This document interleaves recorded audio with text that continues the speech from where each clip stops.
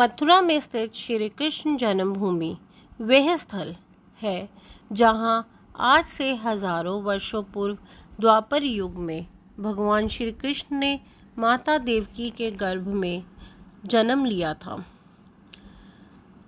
उस समय यह स्थल दुष्ट कंस का कारागृह था, जहां उसने अपनी बहन देवकी व उसके पति वासुदेव को बंधक बनाया हुआ था।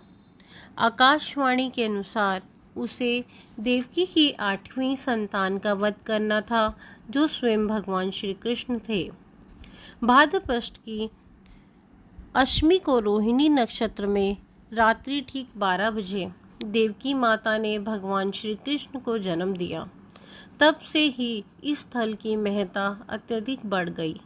भगवान का जन्म स्थान होने के कारण यह स्थल पवित्र हो चुका था।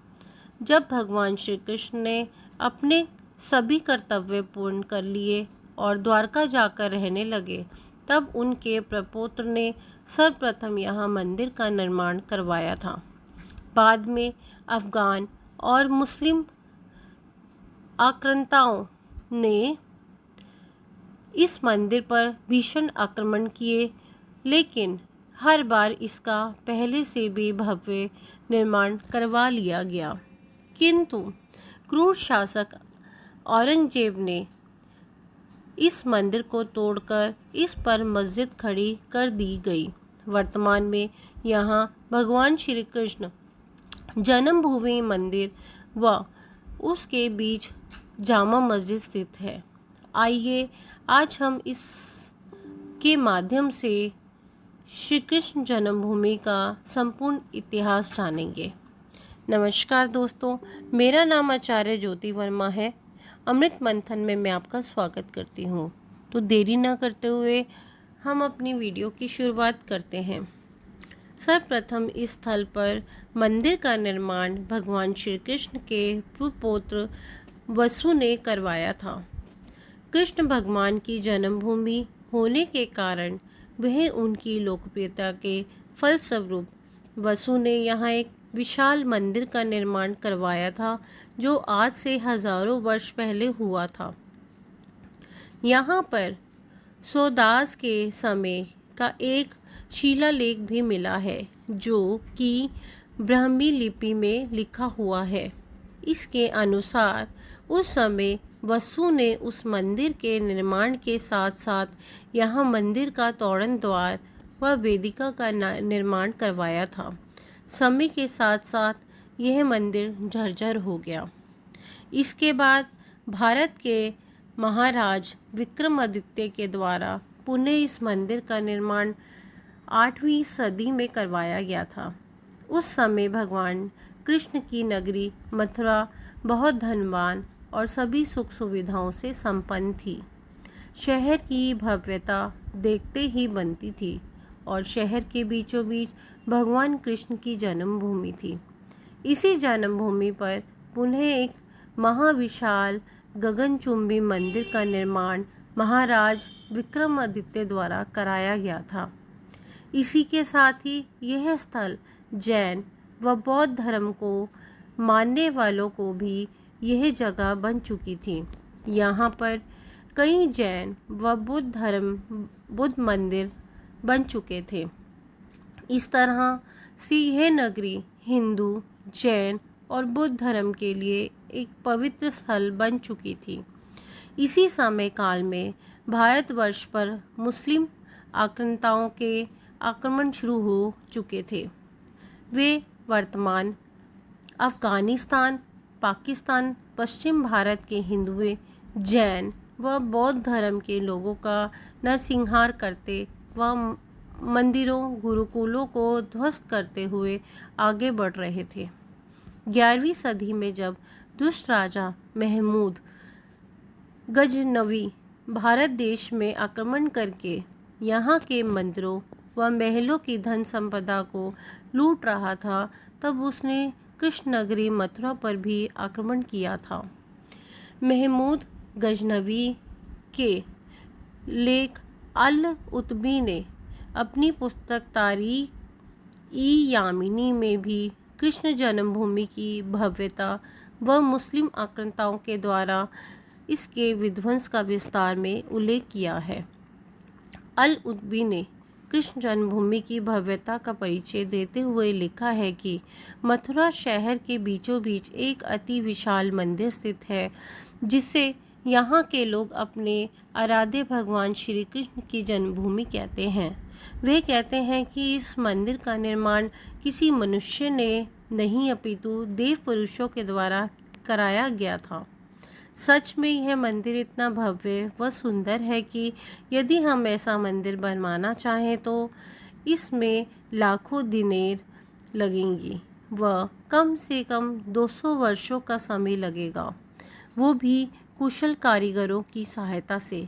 इस मंदिर की भव्यता को शब्दों या चित्रों के माध्यम से नहीं बताया जा सकता है, किंतु महमूद गजनवी ने मथुरा पर बहुत अत्याचार किए। उसने असंख्य पंडितों व मंदिरों के पुजारियों को मार डाला, महिलाओं के साथ दुराचार जैसे जघन्य अपराध किया, मंदिरों व लोगों के घरों में आग लगा दी व कृष्ण भगवान की जन्मभूमि पर भी बने इस विशाल मंदिर को भी ध्वस्त कर दिया गया। इसके साथ ही सोने चांदी की मूर्तियों को खंडित करके लूट लिया गया। गजनवी ने केशव देव का मंदिर भी इस समय तोड़ डाला था। इसके कुछ समय बाद विजयपाल देव तोमर जी मथुरा नगरी के महाराज बने और वह उसके शासनकाल में फिर एक बार यहाँ विशाल मंदिर का निर्माण करवाया गया। संस्कृत में लिखे एक शिलालेख में इसका विस्तृत वर्णन मिलता है। विजयपाल जी के शासनकाल में जज्जा नाम के व्यक्ति ने यह भगवान श्री कृष्ण को समर्पित आसमान छूते विशाल मंदिर का निर्माण करवाया था, जो बहुत ही भव्य था। किंतु विदेशी आक्रांताओं के आक्रमण भारत देश की मंदिरों, महलों व गुरुकुलों पर तेजी से बढ़ते ही जा रहे थे। भारतवर्ष के लिए सबसे बुरा काल तब आया जब 12वीं शताब्दी में भारत के सबसे शक्तिशाली और मुख्य राज्य दिल्ली के सिंहासन पर से महाराज पृथ्वीराज चौहान को अपदस्थ कर दिया गया था। अफगान शासक मोहम्मद गोरी ने कुतुबुद्दीन ऐबक को भारत का सम्राट घोषित कर दिया।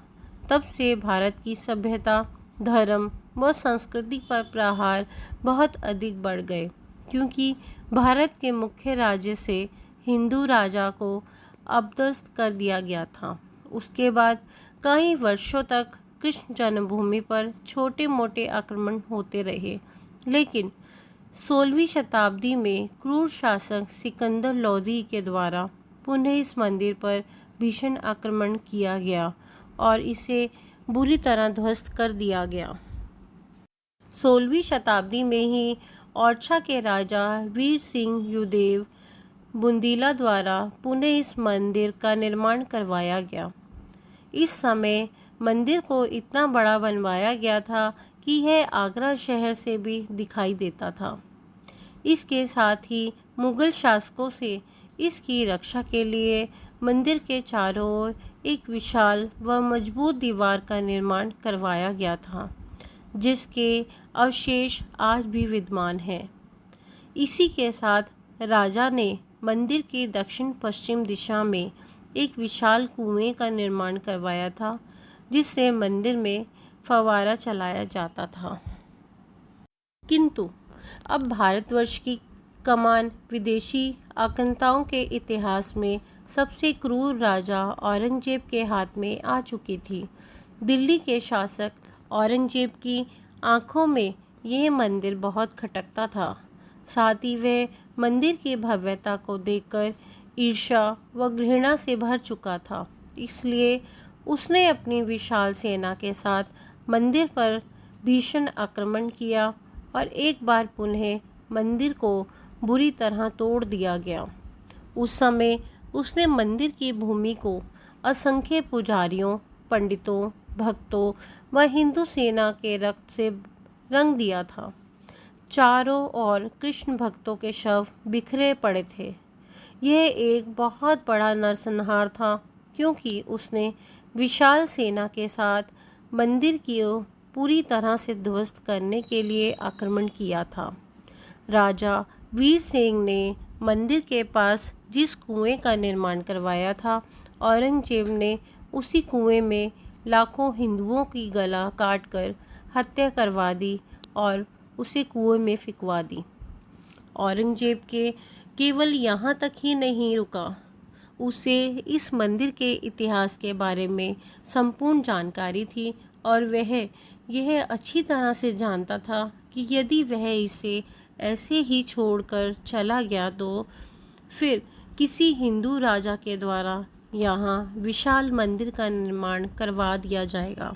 इसलिए हिंदुओं की आस्था पर गहरी चोट करने के लिए उसने कृष्ण जन्मभूमि के बीचों बीच एक विशाल मस्जिद का निर्माण करवाया, जिसे जामा मस्जिद के नाम से जाना जाता है। यह मस्जिद आज भी कृष्ण भूमि पर क्रूरता की पहचान के रूप में स्थित है।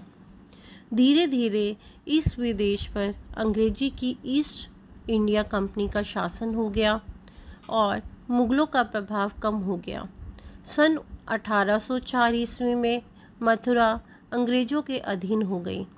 इसके बाद ब्रिटिश कंपनी ने इस संपूर्ण जन्मभूमि की नीलामी की, जिसे राजा पट्नीमल के द्वारा खरीद लिया गया। वे यहाँ पर एक विशाल मंदिर का निर्माण करवाना चाहते थे, किंतु वहाँ के मुसलमानों ने इसका पुरजोर विरोध किया और ब्रिटिश न्यायालयों में इसके विरुद्ध केस कर दिया। इस कारण राजा पट्नीमल वहाँ मंदिर का निर्माण नहीं करवा सके। समय के साथ साथ ये केस चलता रहा और हर बार इस भूमि का निर्माण राजा पट्नीमल या उनके वंशजों के पक्ष में आया, किंतु उसके बाद फिर यह केस किसी और न्यायालय में मुस्लिम पक्ष के द्वारा डाल दिया जाता और वह यहाँ मंदिर का निर्माण नहीं हो पाता था। सन 1940 के आसपास महामना पंडित मदन मोहन मालवीय व कैलाश नाथ काटजू भगवान श्री कृष्ण की जन्मभूमि देखने मथुरा आए और वहाँ का हाल देखकर उनका मन व्याकुल हो गया। श्री कृष्ण की जन्मभूमि की ऐसी झज्जर स्थिति देखकर उनसे रहा नहीं गया और उन्होंने एक बड़े व्यापारी जुगर किशोर बिड़ला के द्वारा सन 1944 में यह स्थान पट्नीमल के वंशजों से खरीद लिया। जब बिड़ला जी यहाँ मंदिर का निर्माण शुरू करने वाले थे, तभी मदन मोहन मालवीय जी की मृत्यु हो गई, जिस कारण मंदिर का निर्माण कार्य रुक गया। इसके बाद बिड़ला जी ने मंदिर के नाम पर श्री कृष्ण जन्म स्थान सेवा संस्थान की स्थापना की व मंदिर का स्वामित्व उसे दिया। सन 1953 में मुस्लिम पक्ष के द्वारा डाली गई याचिका न्यायालय से खारिज होने के पश्चात वहाँ मंदिर का निर्माण कार्य शुरू हुआ। तब जाकर यह केस विभिन्न न्यायालयों में चलता रहा व अंत में 1982 में कृष्ण जन्मभूमि पर मंदिर का निर्माण कार्य पूरा हो गया, लेकिन मस्जिद आज भी वहीं बीचों बीच स्थित है। उसी मस्जिद के ठीक नीचे अंदर की ओर एक गुफा रूप में कारावास है, जब भगवान श्री कृष्ण का जन्म हुआ था। दोस्तों, अगर आपको मेरी वीडियो अच्छी लगी हो तो लाइक कीजिए, शेयर कीजिए, सब्सक्राइब कीजिए और बेल आइकन को ज़रूर प्रेस कीजिए, ताकि आने वाली वीडियो की नोटिफिकेशन आप तक सबसे पहले पहुंचे। धन्यवाद दोस्तों।